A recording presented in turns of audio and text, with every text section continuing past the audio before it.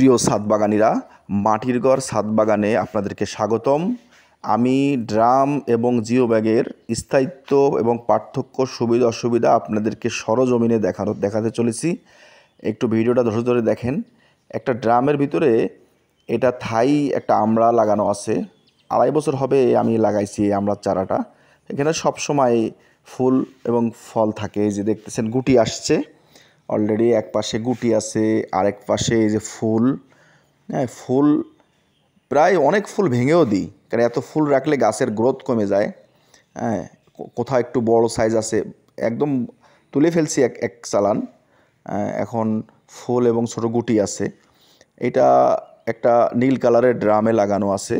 এই ড্রামটা আমি 2.5 বছর বয়স মাত্র, অথচ এখন টেম্পার নষ্ট হয়ে গেছে, লস হয়ে গেছে, যে এখন ভেঙে যাচ্ছে অটোমেটিকলি। হালকা একটু সরাইতে গেলে বা একটু গোড়ার মাটি আগলা করতে গেলে এরকম ভেঙে যাচ্ছে।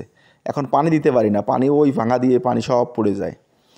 কি মুশকিলে আছি এই ড্রাম নিয়ে।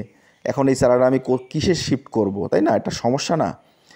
এমন টেম্পার নষ্ট হয়েছে যে এই ভাঙা এখানে ধরা যায় না, ধরলে ও ব্যথা পায়। এই দেখেন, ধরলে ও কাঁদে। এই যে এক টুকরা পড়ে গেল মাত্র, এই যে হালকা একটু আঙ্গুলের খোসায় পড়ে গেল, টেম্পার নাই এর, মানে কোনো রকম এখানে লেগে আছে মাটির সাথে, ধরা যায় না, ওকে ধরলেও জ্বর আসে।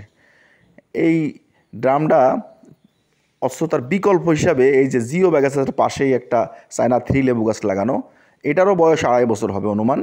এটা 500 জিএসএমের থিকনেসের মোটা আমাদের সিরাজটেক ব্র্যান্ডের জিও ব্যাগ। এটার দেখেন কত ভাঙার বা টেম্পার নষ্ট হওয়ার কোনো সুযোগ নাই। পানি এমনিতেই নিষ্কাশন হয়ে বের হয়ে চলে যায়। এবং এর স্থায়িত্বকাল প্রায় অনুমান 12 থেকে 15 বছর।